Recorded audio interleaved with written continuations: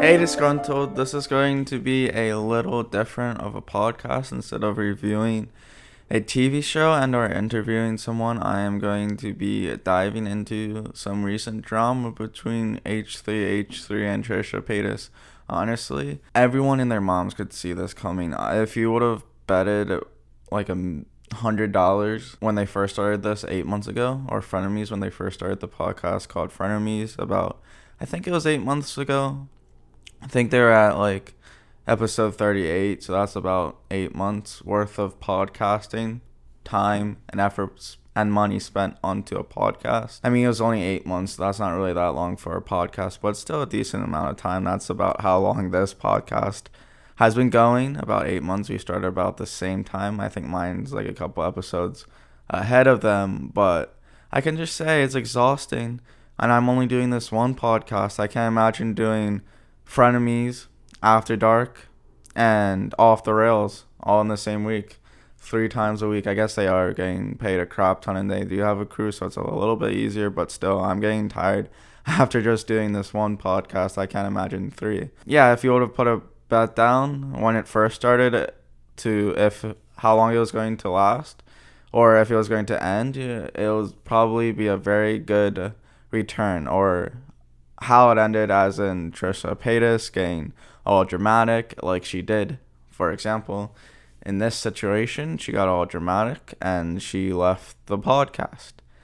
And I'm going to dive in deep into it. You probably already heard most of the news. It's been going on for about a week or so now. So you're probably already all caught up.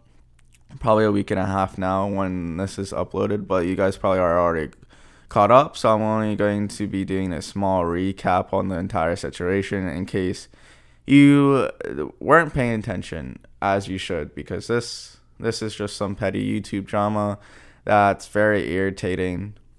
But yeah, I wanted to do a small recap and just say my opinions on the situation at hand. And I don't really have that strong of opinions, but I've been watching H3 for a few years now, I think like since 10th grade, and I am going into my junior year of college. So it's been a few years now. And before I start diving deep into this tasty drama or juicy drama, I want to tell a story about this sweatshirt and how wonderful my girlfriend is and how much I appreciate her. So I got this sweatshirt, I forget when I got it. I think it was, I'm trying to remember. Oh, I think it was like senior year, about second semester, senior year, so the last semester of my high school career, and I decided to buy this because I was like, hey, I really like them. This isn't my first color block hoodie that I got from H3. I have a second one in my closet. It's the darker colors, but I wanted to get another sweatshirt because to show my support, and or I think my mom got it for me. I'm not quite sure, but I got it either Christmas of senior year or I'm pretty sure my mom got this for me at a Zoomies. I'm pretty sure, because I remember walking in and I was like, hey, I like this sweatshirt, and she was like, okay, I'll get it for you. And I think that was like a couple weeks before Christmas or maybe a couple weeks after. I'm not really quite sure of the timeline, but I was wearing it quite often. I would wear it to school and stuff, and it was one of my main sweatshirts that I would wear all the time. Janet and her friends used to roast me all the time because like I would only wear this sweatshirt and or another sweatshirt that I had all the time. But I was like, hey, it's a comfortable sweatshirt. What's really the point? It doesn't really matter what I wear. But they weren't like bullies or anything. But I just didn't really care what I wore. They were just being lighthearted about it. But freshman year of college comes around, and I was roughhousing what I believe, because I have video of me wearing the sweatshirt, but I was roughhousing with Trey and Josh, I believe. Or no, I think it was Titus and Josh. Maybe Trey was there also, but I was roughhousing in the J&H basement, and I think I took it off there and left it on the ground somewhere, because I have photos of the sweatshirt being on in the basement, but when I later checked the next day to see if it was there, it wasn't. And I checked the lost and found at the security desk at J&H, and it also was not there. So it was lost. But ironically enough, a couple days later, I did see someone wear the same exact hoodie on, and I was like, did he swoop it up from the J&H basement and claim it as his own and kept it? But that was probably not the case, but whoever knows. I still think that someone swooped it off from the J&H basement and stole it. So I'm at the point in the story where I've lost my sweatshirt, and I was like all sad because like I grew attached to it, because like I said before, I basically wore it every single day in senior year. Not every single day, but mostly every single day in senior year when it was winter and going to spring. I was wearing it quite often because it was my favorite sweatshirt and it was comfy, and this one's super comfy as well. But I was like all sad, and then about I think a month later, I got this package in the mail. Probably a little bit shorter than that. It was probably a couple weeks or so, but I got a package in the mail, and it was from Janet, and she put it in my name, and she put the package under my name, so I would think that I got it. It was like a surprise gift, or like she was trying to play it off like she had not gotten it for me, when in fact she did. And she even told my roommate to try to play it off like she didn't get it, but he spoiled it for her, and he told me that she got it for me. Yeah, but moral of the story is that Janet's a really good girlfriend, because she bought me another sweatshirt after I lost the first one, because she knew how much it meant to me, and I was just really devastated because it was one of my favorite sweatshirts. So that's the little story behind this sweatshirt. And she also did that with a bracelet that I was wearing throughout Egypt. That's a different story, but we can get into that later. But I lost this bracelet. Okay, I'll just tell it real quickly. But she did that again, and this is just saying how amazing of a girlfriend she is. But she did that with one of my bracelets. I had this bracelet that I got for Christmas, and I wore it for like a year straight without taking it off. I would only take it off to sleep at night because it irritated me while I was sleeping. But I lost it and ended the streak of constantly wearing it every single day. I think I wore it about a year and a couple months. I made it a year and a couple months of wearing this bracelet straight, but I lost it at my house. And the reason why I lost it was because I was taking off one of my long sleeve sweatshirts or shirts, and it got pulled off in one of the shirts. So I lost the bracelet and ended the streak.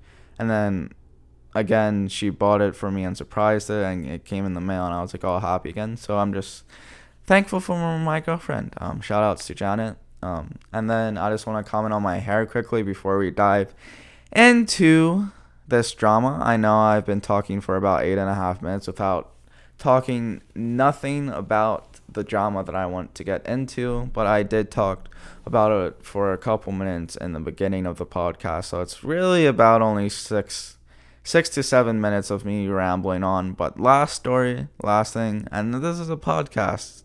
You just put in the background and mindlessly do chores, or you just mindlessly listen. So that's not really that big of an issue that I'm rambling this much. And there's other podcasts that ramble just as much, just like Frenemies.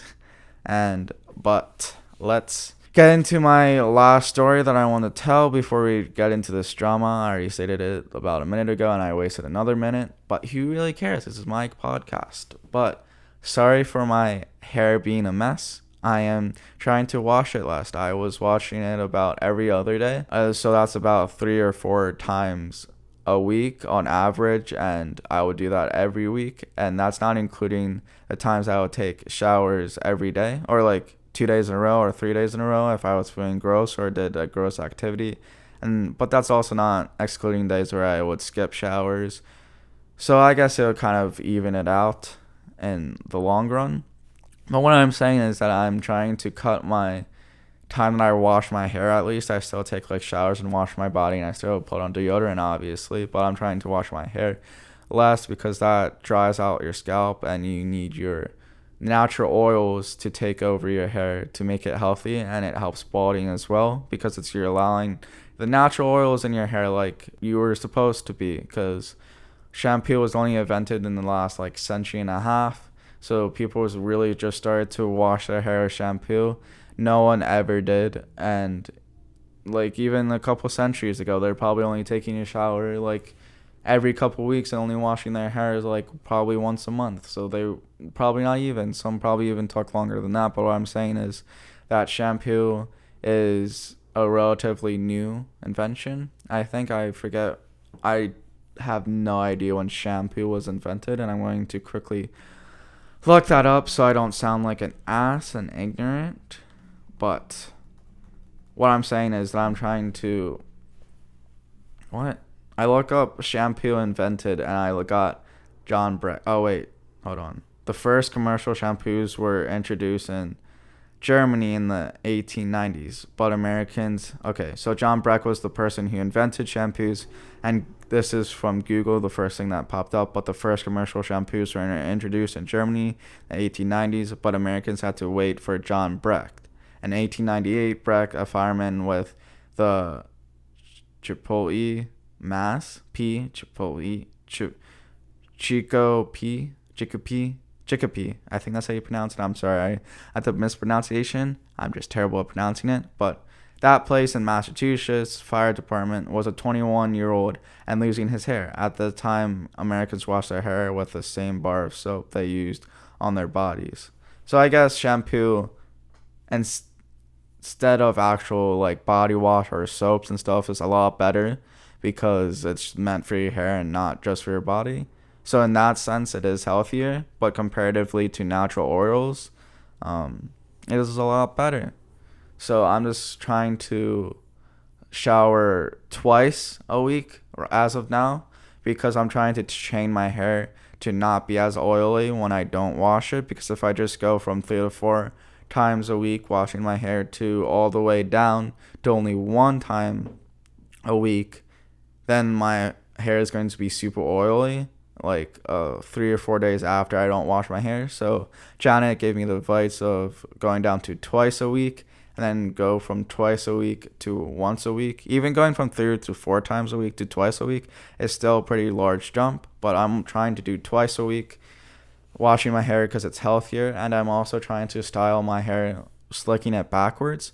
I'm trying to grow out my hair, even though it is super hot out and I have super thick hair, as you can see. So it's just a mop right now, but I'm making a little progress. I'm starting to put my hair behind my ears, and it's starting to look pretty good.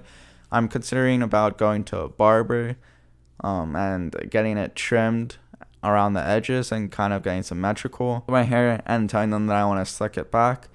And I kind of want to get the Bo Burnham, I think that's how you pronounce his name, but the guy, he just came out with a skit or a comedy act on Netflix that everyone's geeking about with the music and stuff. Bo Burnham, I think that's how you pronounce his name. But I want his hair that he had during that movie. I want his hair when he had it really long, and not when he cut it short towards the ending. But I want that kind of hair because I just want to experiment my hair when I still have my hair, because my dad's side and my mom's side with their hair is not looking so good. I'm projected to bald in my mid-20s to early 30s, and it's just not looking so good. My dad doesn't really have a lot of hair. My grandpa doesn't really have a lot of hair either. But that being said, that is the end of my rant, and I am going to transfer to the reason why I actually started this podcast episode, and the whole entire reason why I'm making this podcast episode is not to talk about my sweatshirt from H3H3 and or my hair, or my bracelet for the matter of the fact, but it's to talk about some petty drama between two 30-year-old adults.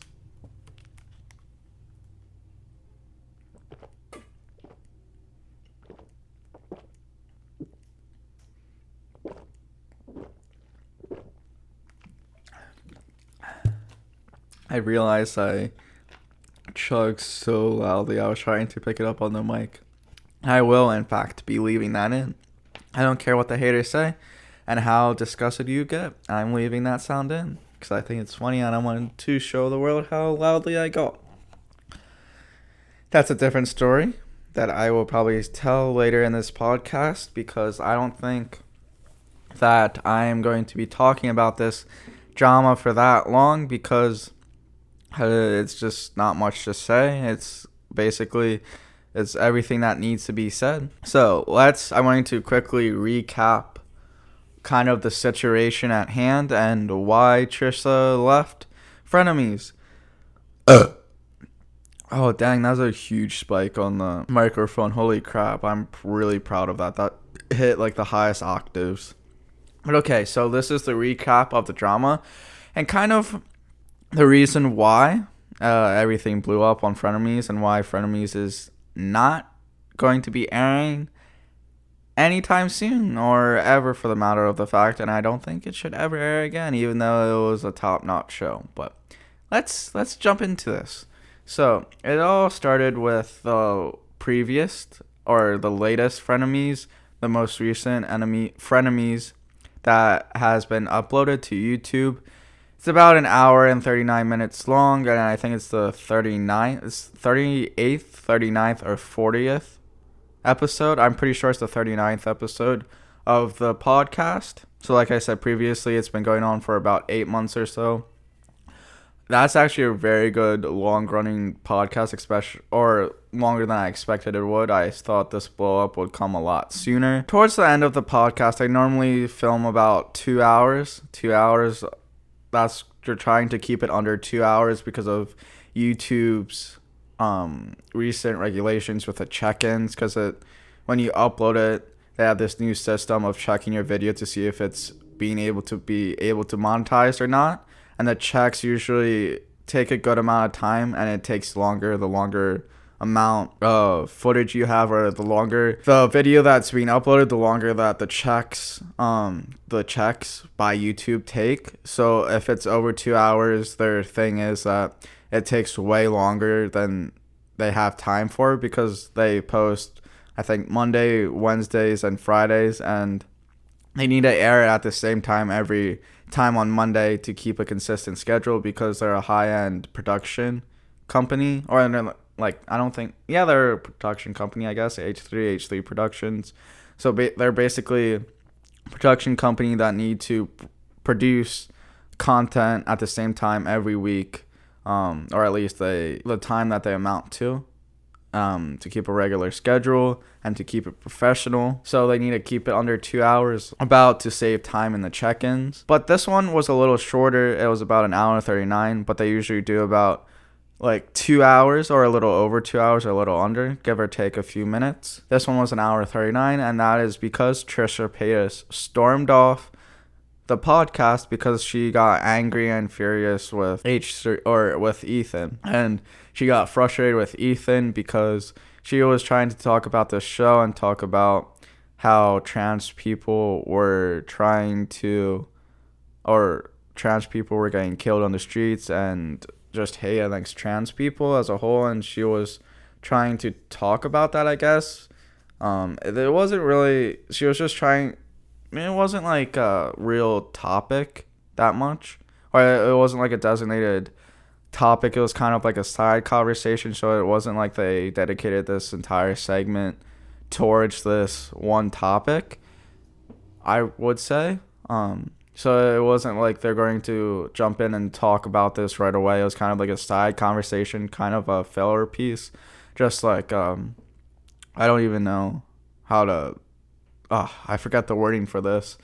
It's small talk. It was basically just small talk on the podcast to transition from talking about the Gabby Hanna drama to their next segment. So it was kind of like small talk, because she brought up the Logan Paul fight and then the Drake Bell drama, or Drake Bell incident, about how he got arrested. That was kind of the continuing the small talk, because Trisha Paytas asked about those two events, and then she brought up this one TV show. I'm not quite sure what it was. I never heard of it, but it was made in 2004, and I think it was about trans people's hate getting brought onto them, I think. I'm not quite sure what the TV show was, because I never heard of it before then, but it was just continuing the small talk after the Drake Bell and Logan Paul thing, like I just said. And so it wasn't like a real topic, but she was trying to talk about the show and if she just what her thoughts are about it. It wasn't like, it was basically a review of this TV show. It wasn't or I think it was a movie, but it wasn't like they designated time for it.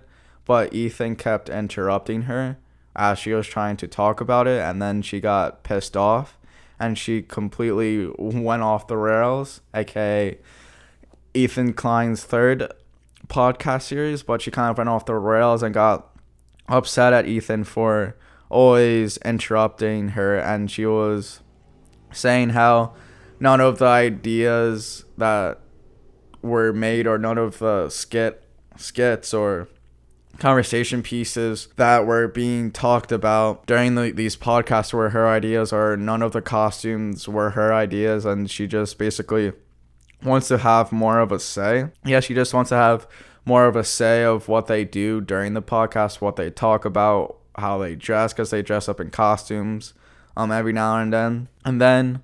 And she's just saying that she literally has no input on anything. It's just Ethan coming up with ideas and or the crew coming up with ideas. So she was getting pissed off at that. And then she was also getting pissed off about the money situation, because right as of now, it was being split 55-45.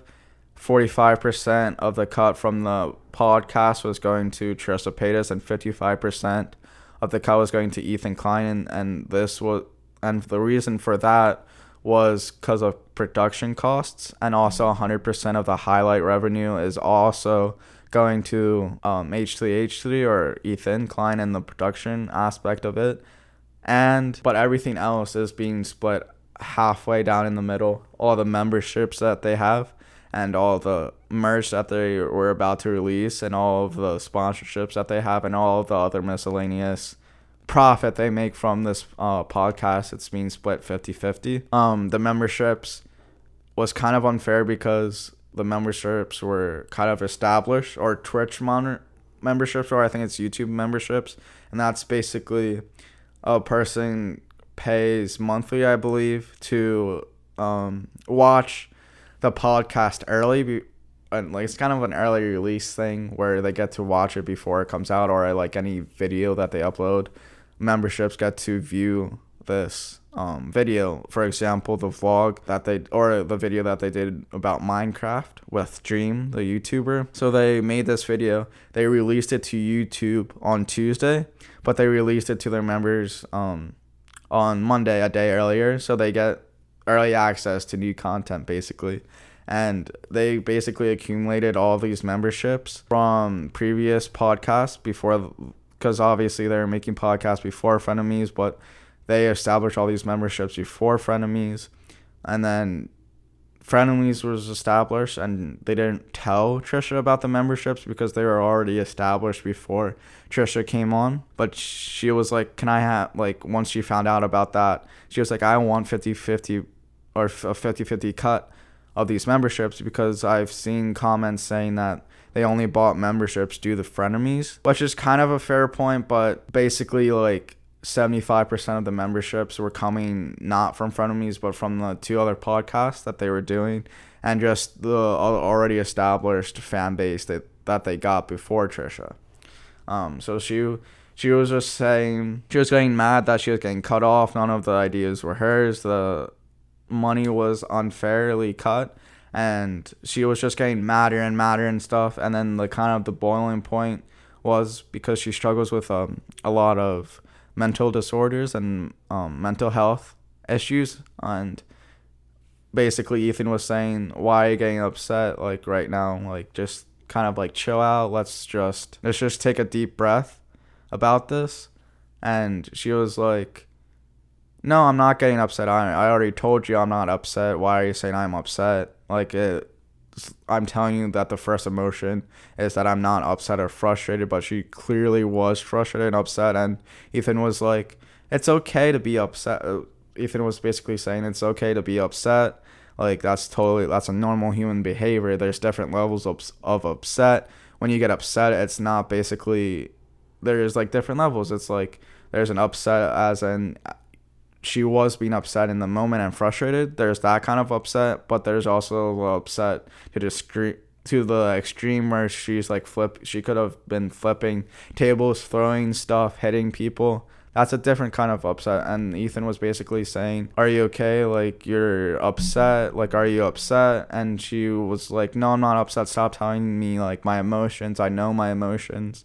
And that was kind of her boiling point, and she wanted to end the show. Ethan was like, all right, we'll end the show once you walk away, and then we'll end the show. And then she didn't want a clickbait of her just leaving to get more views. She didn't want that to happen, so she was like trying to stay and like stay on camera and have the camera shut off, and then she would leave. She just didn't want to leave on camera because she didn't want them to clickbait her leaving and be like, oh my god, Trisha got mad and stormed off again. Like she didn't want that to happen.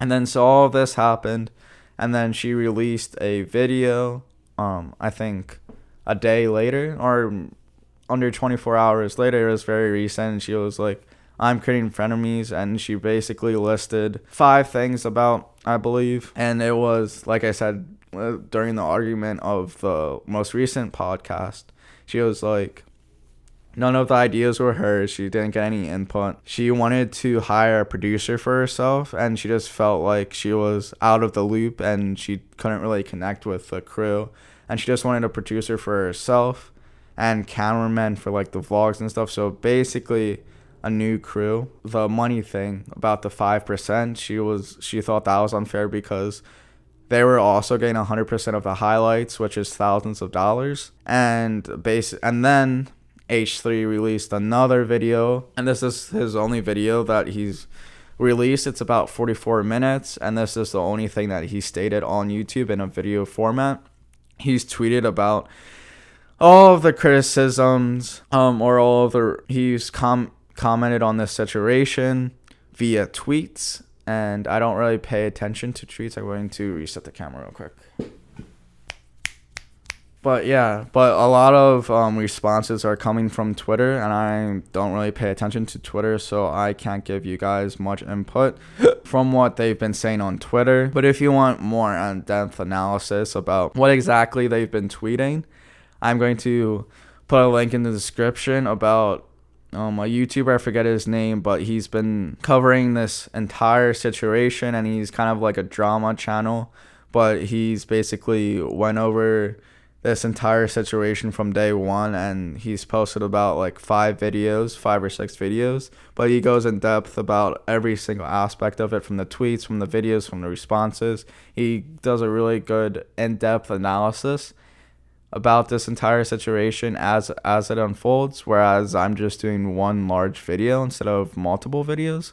But this is a podcast format, and that's what it's like. You just one giant video instead of a bunch of miniseries, the definition of podcast.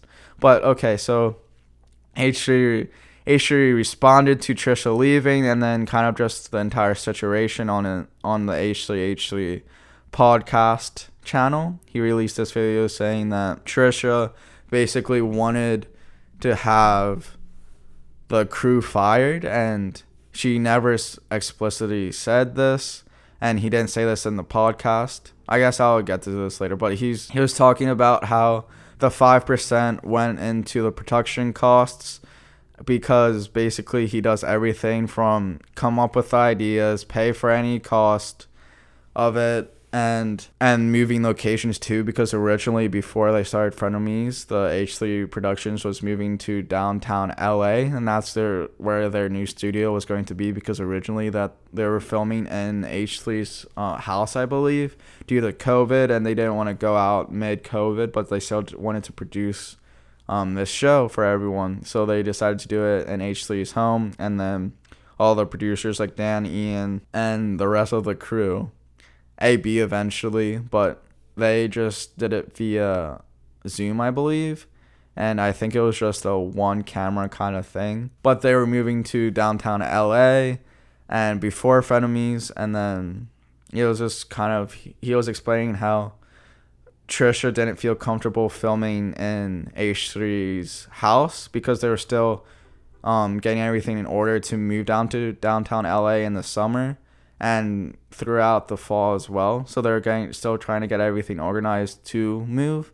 So they were still filming in his house, and Trisha was like, I feel uncomfortable here. Like, this isn't our space to record Frenemies. Like, I want our space. And then I think a couple of weeks ago, like, they finalized all of the downtown stuff, and they were getting everything set up to move to the new office. She basically was like, I don't want to move down to downtown LA. Like, can we move somewhere else? Like, I want like our set. I just don't feel comfortable in downtown LA. So one, she doesn't feel comfortable in H3's house, and then she doesn't feel comfortable in moving to downtown LA. So she's already demanding a lot, and she brought this up with Ethan, and he was basically like, yeah, sure, like we can move somewhere else if you don't feel comfortable. Like he was still having the downtown studio, but they're going to, I think they got this new location to film Frenemies in to accommodate her uncomfortableness. And Ethan was explaining this in this video, like, response video about how she wanted to move to a different area because she didn't feel comfortable in it or in any of the locations that they were already previously filming at. And he was basically explaining the 5%, how it went into production cost, moving, and the time spent, and the crew. The crew needs to be paid as well, and so that the 5% was going towards that because the same crew was working on Frenemies. Yeah, so basically he just went over all of that, and he was saying how Trisha like attacked Gila and him and calling them bad parents and everything, and that incident happened a few weeks ago, but. And he was also stating how she wanted the entire crew to be fired. She never explicitly said this in any text, but she heavily insinuated it. And he was saying how she was very rude on the last podcast, how she basically attacked them and wants them fired and saying rude things, saying like she wants a completely new crew for the podcast, for their podcast, for Frenemies. And she was like, all the production cost, like she was saying that they definitely have the money from the 5% to be hiring a new crew and everything. Sorry, hold on, an ambulance is going by. I hope everyone's okay.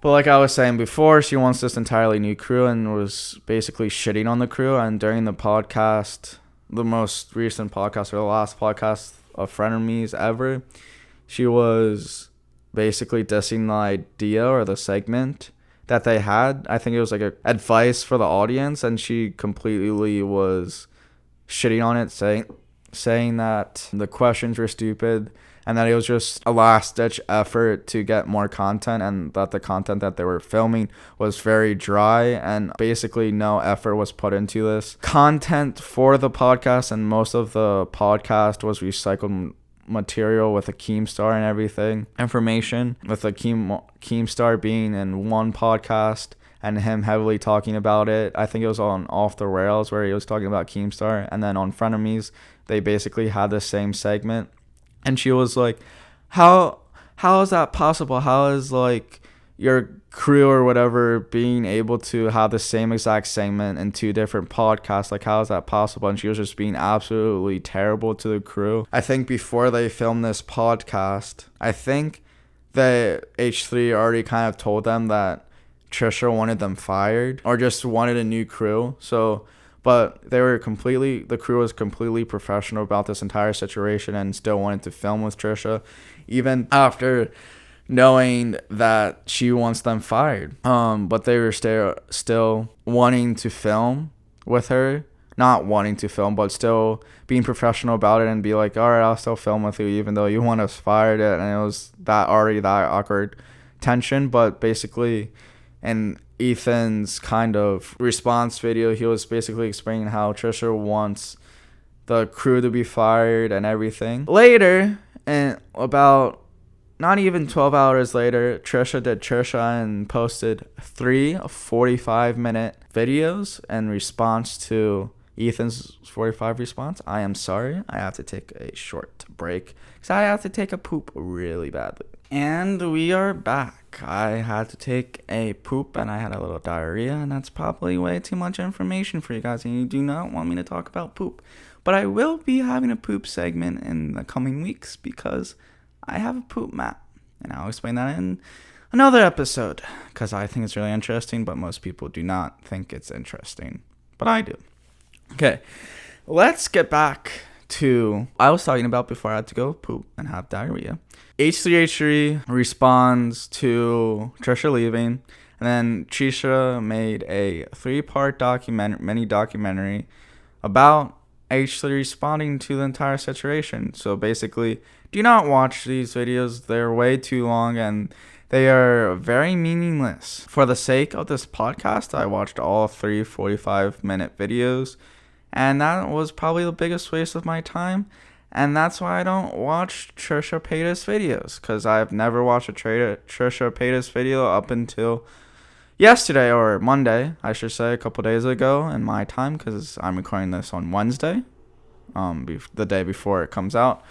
But I just was like, you know what, I never watched a full video before of hers, and, I should watch one now. It's about H3, my boy, that I've been watching for a few years, so I watched all 3 parts, and she was basically just reacting to the 45-minute video released by Ethan Klein, and she had it in the background, and she would pause the video and then say something as her reaction, and she did that for the entire 45-minute video that he released. But all she basically was saying throughout the entire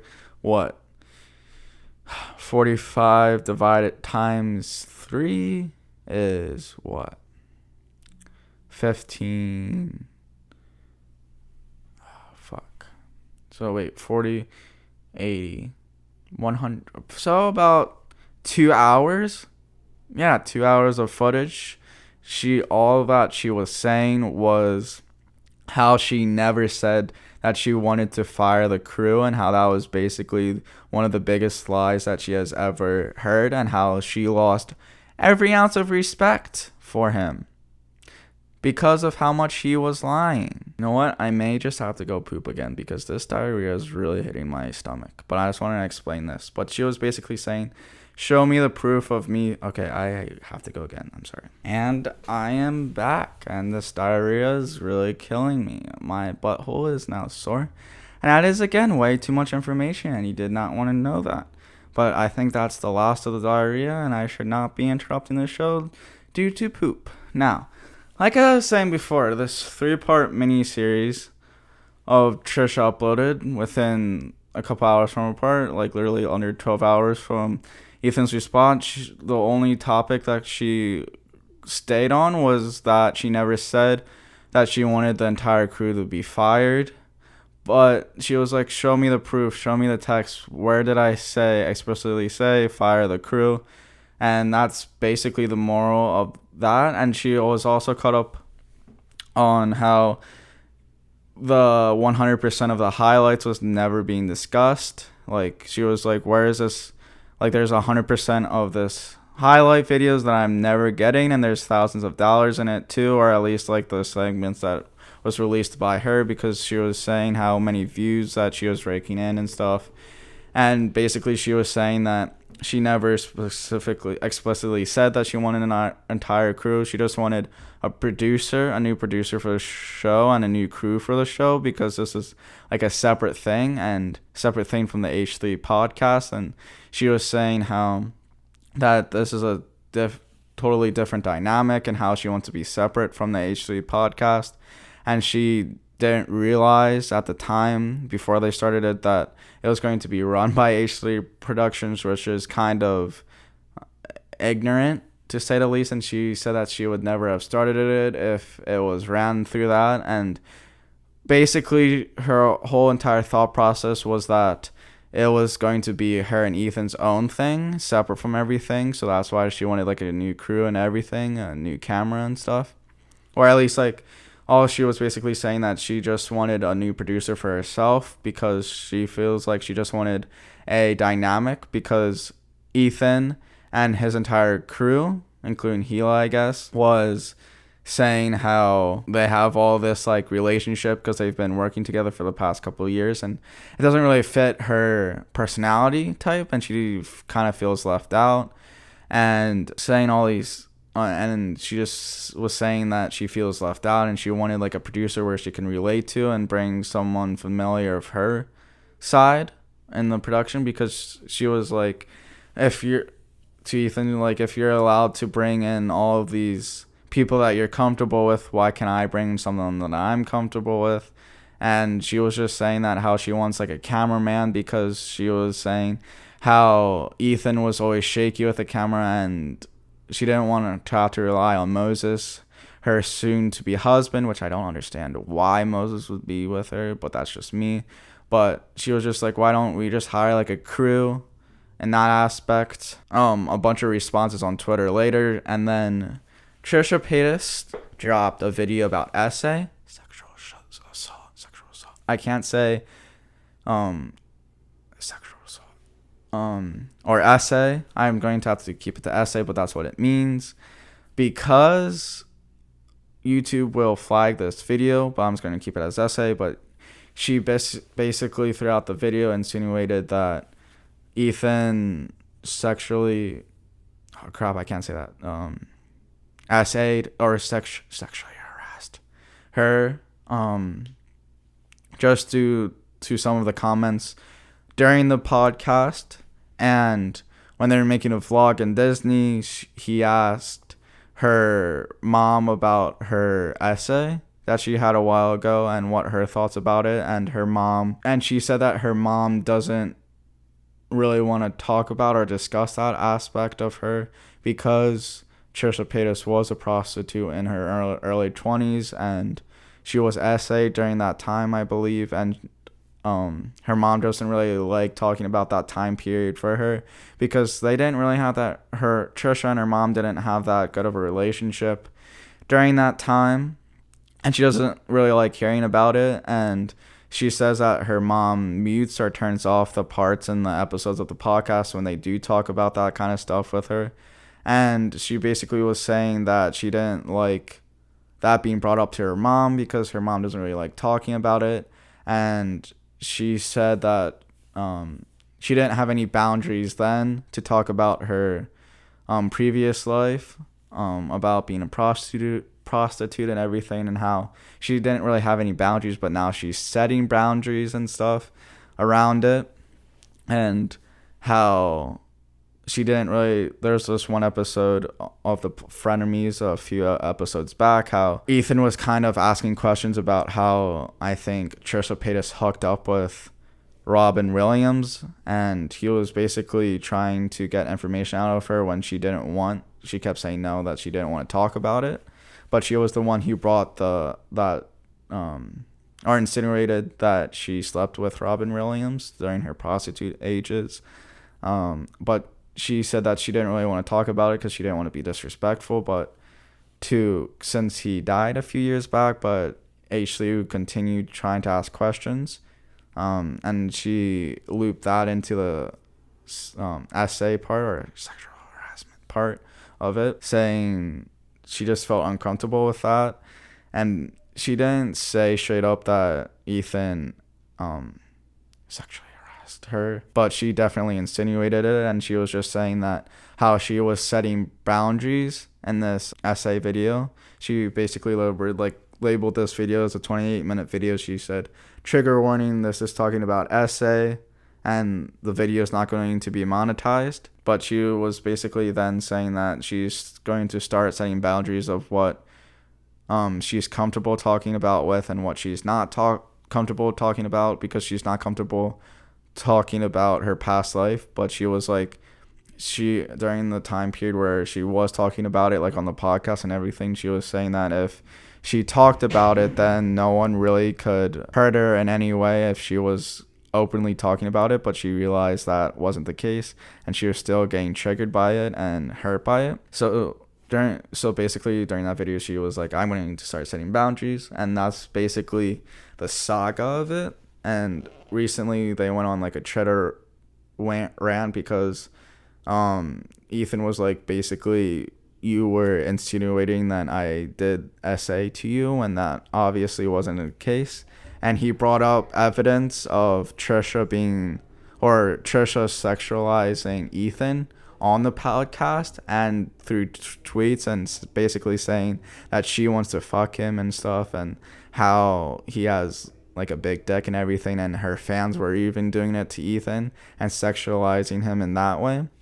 And also in Ethan's response video, like I said, we're talking about it a little earlier in this podcast, he did bring up that how he set boundaries with, because he didn't like her making fun of him being a Jew, and she was saying racist jokes where she shouldn't have been saying racist jokes even to begin with, even though they were with malintent or not malintent. I get that crossed up a little bit, but Ethan was basically like, yeah, I don't like the Jew jokes that you've been making, and the Tourette jokes as well. He does not like the Tourette jokes that she makes because it's a disability that he has, and he can't help his Tourette's.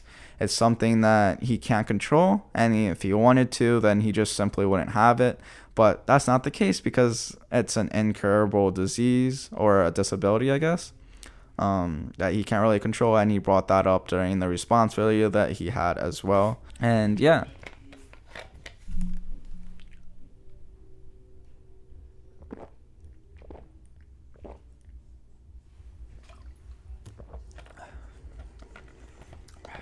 Dr. Pepper is my favorite soda, hands down. Please sponsor me, and I will continue to say nice things. They probably won't because this is basically just free advertising, but back to it. So that's basically the recap of the entire situation, the big hoedown. And now I'm going to get into my opinion section of this podcast and basically tell you my thoughts and opinions on it. And my thoughts and opinions on it is going to be brief because I feel like this all could have been avoided, and I stand by my opinions, and I feel like they're pretty popular opinions, I would say. Like, it's kind of obvious opinions. I don't want to be going with the crowd or anything, but I think this all could have been avoided easily by a simple contract. A simple contract in the beginning of the podcast before they started anything would avoid 95% of everything. Actually, 100% of everything that went down here. Ethan, I believe both parties are at fault with this. Trisha more at fault, but I believe that this is one of the first instances where Ethan was not 100% innocent. I mean, sure, he's probably not 100% innocent in all the drama that he's been in, but I feel like the drama he's been 99 or at least 99% innocent with all the drama he's been in. I mean, yeah, sure, he's a human and he makes mistakes, but out of all the drama he's been in, I think this is Ethan's Klein's biggest mistake, or biggest adding to the fuel. But I believe that both parties are at fault because Ethan, being the producer in this aspect and running it through his production company that he has, I don't know if H3H3 Productions is like an official company or whatever, but it's definitely like a producing agent, I guess, or a company. But I don't know if it's like an official one, you know? I don't know if they made that official or not. I believe they did, though. As a producing or a production company or agency, it is his job to make contracts. Contracts would have avoided all of this, and if he would have written down a simple contract, then all of this would have been avoided. Yeah, but all of this would have been avoided because it would have put all the money problems that they had, because money was one of the biggest issues within this with the 5%. And if they would have just sat down for a couple hours, write down a contract of, hey, is this okay, with like a 55-45% saying, all right, I'm going to take 55% of the profit of this and for production costs and everything, and then right within the contract allowing, and then Trisha would be like, all right, that's fine, okay, that's okay.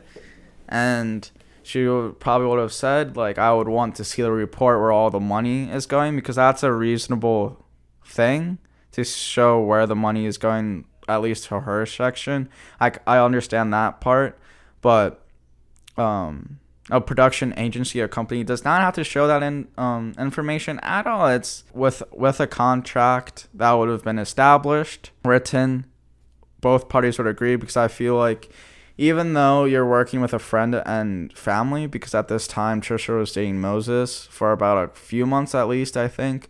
Moses is Gila's brother, and Gila is Ethan's wife. So Moses and Trisha have already been dating for a few months at this point, and so they're basically close family and friends before they started Frenemies, and so they were like, let's not do a contract. Contract's not important, but it screwed them up in the long run, and that's why you always make contract, even if it's with your closest of friends or closest of family. You always need a contract when going into business. If you are going to business with your family and friends, which I highly don't recommend. Well, that's not true. I had a good experience working with my family, but I mean, to this degree, with as much money as being played as the podcast made, you do need contracts to establish the fine grittiness of it, so that both parties agree and that nothing's being hidden and everyone's being brought up front. And then Ethan would have said that the podcast would have been run through his production company, saying that same crew and everything, and Trisha would have been yes or no to these things, and she even stated that if she would have known that it would have been ran through H3 Productions, then she wouldn't have done it at all. She was thinking that it was its own entity separate from the H3 Productions, which is kind of ignorant, because basically they were using the same crew, equipment, and everything, and style, and how it wouldn't be part of the productions is kind of ignorant to think, because they're providing all of this equipment and resources. But again, the crew problem would have been solved, the money problem would have been solved, and basically, 100% of the problems would have not arise if they would have just set a contract, because what they made it out to, or in this entire situation made it, what I believe is that basically they were just texting back and forth kind of the details, and Ethan was like, all right, is it fine if we do 55-45? Is that a good percentage? And Trisha was like, yeah, that's fine, that's okay, right before anything even started. And if you don't write that information down, then you can't hold anyone accountable, and you can't backtrack or anything. So it makes the entire situation sloppy. And I honestly feel bad for H3, because he's mostly in the right of this, and Trisha just was being over dramatic. But he should have seen this coming, because it's Trisha fucking Paytas.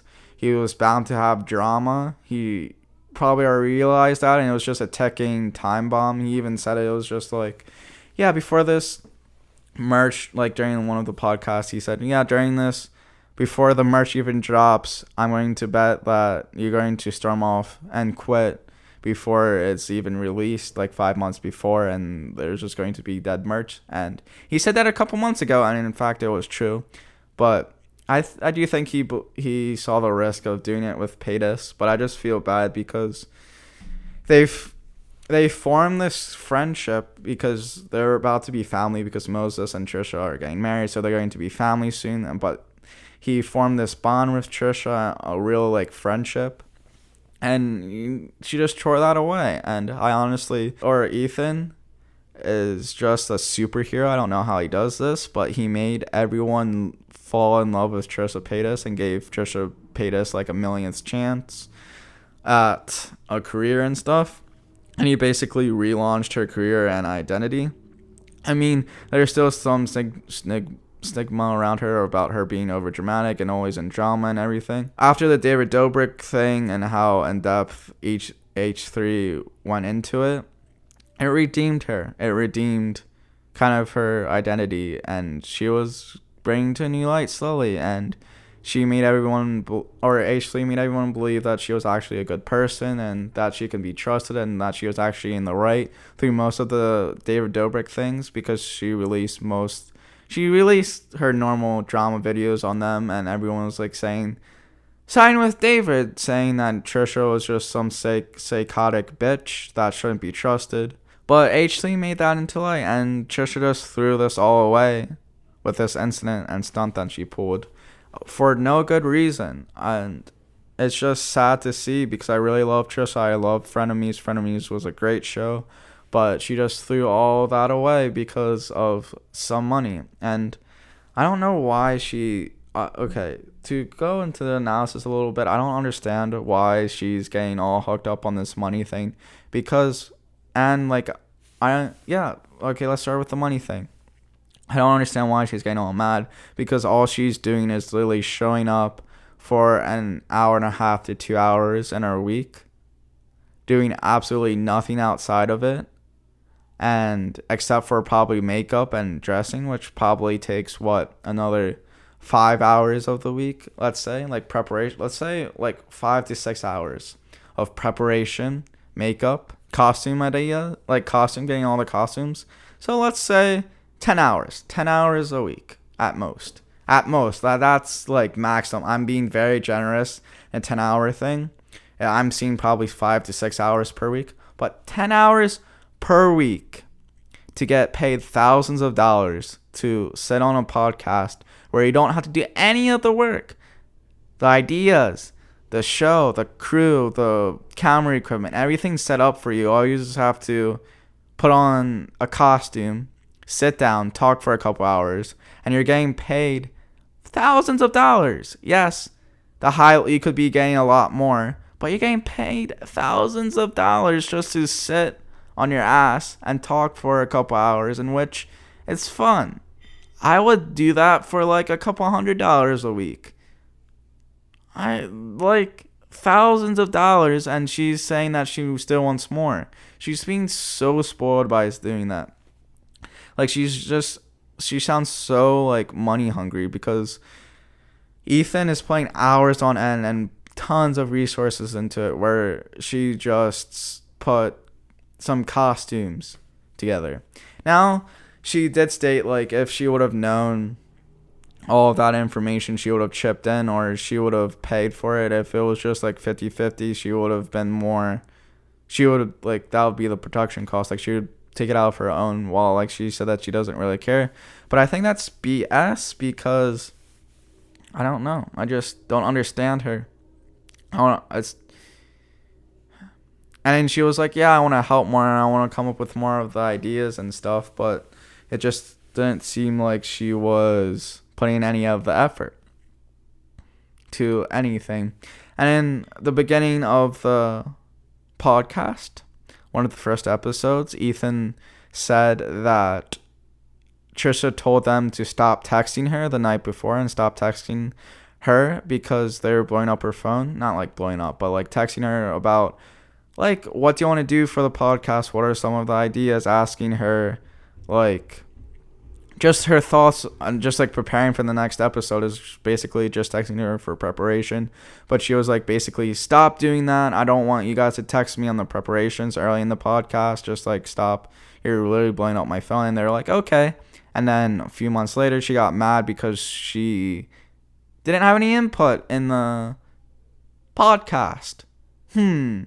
If you said early in the podcast that you didn't want them texting you about the preparations for the podcast, why would you be getting mad a few months later? And communication could have solved all of this as well. Communication and a contract. That's all that needed to fix this. Because, yes, Trisha set some boundaries about not wanting to be texted, but she never updated those boundaries, stating that she wanted to have more input and opinions into the podcast and set, but it just, she never stated that she wanted to be texted about it. Like, if you say one thing to someone, like, I like French fries, and then you go out with that person and they get you French fries and you like it, it's like good for a couple months, but then you get mad because you decided that you don't like French fries, but then they order you French fries and you get mad at them for ordering French fries because you don't like French fries anymore a couple months later, even after you said that you like them. It's like, if you don't tell someone that you don't like French fries, they're going to keep getting you French fries. That's basically the entire situation, because even with the sexual harassment stuff that she's basically accusing Ethan of, she said that she basically didn't have any boundaries. So Ethan was like, okay, then that's free to open to talk about during the podcast is the previous life that she lived, being a prostitute and everything. Ethan was like, all right, like, you didn't set a boundary, and you were openly talking about it, and you're making it openly, like, accessible to talk about, then, like, he's going to talk about it. But until you set that boundary of, oh, I don't want to talk about this anymore, can we please not talk about this? Then Ethan will not talk about it. He was only talking about it because you made it available for him to talk about, which is your own fault. You should have set a boundary. I know it's hard. Like, I get it from the mental, like, health aspect of it. Like, it was her way of fighting it and not being triggering anymore. But you can't get mad at someone for talking about it when you said that it was okay to talk about. You have to then, once it's not okay to talk about and it's making you uncomfortable, you have to state it to that person that it's making it's uncomfortable now, and you have to say that explicitly. Basically, Trisha was getting mad because Ethan was not reading her mind. Ethan can't read minds. No one can. And that's one of the reasons why she blew up, because Trisha wanted Ethan to read her mind of when it was okay to talk about something and when it's not. And with the whole firing the crew thing, even though she didn't explicitly say it, that she wanted the entire crew to be fired, she heavily insisted it because she kept saying how uncomfortable she was around them, how she didn't like any of the ideas that were being brought up, and all the ideas were shitty, even though they spent hours upon hours on end researching and just hours spent on doing each segment and stuff. And yeah, it's very rude that she would do that, because her big thing was like, show me the proof where I especially say fire all the crew. But she was saying like how each segment sucked, how she just wasn't having any fun with it. There's other ways on going that if you're unhappy with it. Having a normal conversation with Ethan and not blowing up on a podcast is one of the reasons.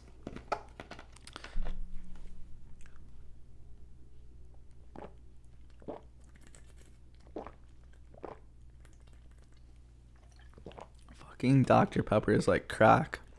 But I'm on the side of Ethan. I mean, again, he's not 100% in the right, because he could have avoided this with a contract. He could have been a little bit more communicative or approached it differently, being more communicative, being able to talk more openly and bringing that vibe or communicate it better.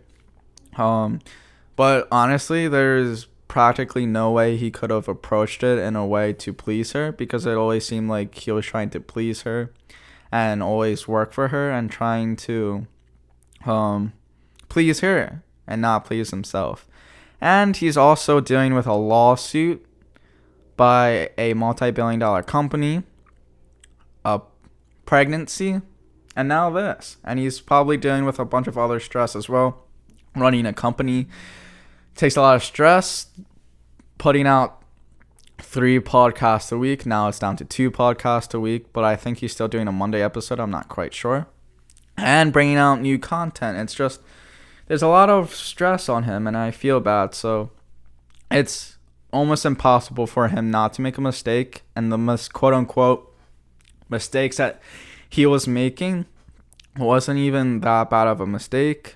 And then I guess I can kind of see it, because Ethan is he wants to get his way sometimes, and that can be very much for a person, because he just keeps pushing and pushing until he gets the answer that he wants, or the bit that he wants. And I can see why Trisha was being frustrated by that, because Ethan does push a lot, and that's how he gets his content and stuff, and that's how some of the bickering starts. But he knows his place. He knows when to push and when not to push. Like during the last episode, I was watching it, and they were talking about Gabby Hanna, and that was Trisha's segment. Trisha wanted to talk about Gabby Hanna, so they talked about Gabby Hanna. I'm not going to reset the camera. I'm just going to put my logo on because I don't feel like resetting the camera. I just burped. Yeah, so the Gabby Hanna segment, he never pushed. He was asking questions. He was continuing the conversation. He was being very respectful and actually having a normal conversation. And he knows his time and place where he can be pushy, and he definitely knows when not to be pushy, because he's been doing this podcast for a few years now, and he knows how to interview people, how to talk to people, how to initiate content. He already conversation and stuff. He knows how to do it. He knows when to be pushy, when to do it for a bit, but he also knows when not to. And I just don't think that Trisha understands that. She just thinks every time he does that, he's being very rude and stuff, but it's not. When he was being pushy, he found the right place. And yeah. And then about the Robin, for example, the Robin Williams situation, she brought it up, and that's pretty huge. It's a huge thing to bring up, that you had sexual relations with Robin fucking Williams. That's something huge. So I feel like any normal person would ask questions about that and kind of push you out to know more, because that's honestly, I would do the same. I would put maybe not to extreme that Ethan did, but I would still ask multiple questions and stuff. Would be what happened? Did you actually, or what happened there? But I understand that Robin Williams is dead, and it would be kind of disrespectful if if they did talk about that in a sexual manner. But that's something pretty normal to talk about. Just be to continue that conversation, because Trisha did bring up doing stuff with Robin Williams. But if you don't want that information out and don't want to talk about it, then don't bring it up, or just move on, or find different ways to move on. But just don't bring up something that you're uncomfortable with. If you don't want to talk about it, then don't bring it up. But if someone else brings it up, then just say that you don't want to talk about it. What I was saying about Ethan's pushiness, I can see how that kind of comes off as a little aggressive, but I feel like that's just his character. That's just how he is. And it's not even that wrong. I don't think it's that wrong. I mean, he can do it a little too much at certain times, and he can carry on things a lot. I can see that, but that's probably one of the biggest mistakes he had during this entire situation. But I think I'm going to end this here, because there's not much to talk about. I gave my opinion to it, and I don't think there's much information that I can give. I'm trying to think of other things I can say towards it if I have any other opinions to it. I just want to congratulate H3H3 on the new pregnancy. Congratulations to having a new baby. And I just want to say to H3, or Ethan Klein, I love you. I just love the content and all the podcast. It's very entertaining, and I've been watching every podcast for the past couple months now, and I think I watched the first 70 episodes of when you were interviewing people and everything, and you gave me great inspiration to start this podcast. I'm going to be honest. I just love how you do podcasts and do content. I've been a huge fan for years now, and I just want to say you do very good content, and if you have any internships popping up, I would be gladly to work for you. I really, really want to work for you. So if you have any openings, feel free to invite me, and I'll gladly come over. I will literally work for free. I just want to get an opportunity to work as an intern for you. I know you're probably not going to hear this, because this is the end of the podcast, and only about 10 to 15 people watch my podcast. So if you hear this at all, I'll be very surprised. But yeah, that's basically all I have to say about everything. I'll talk about my poop map next podcast. But I'm definitely going to talk about my poop map. But thanks for watching. Bye.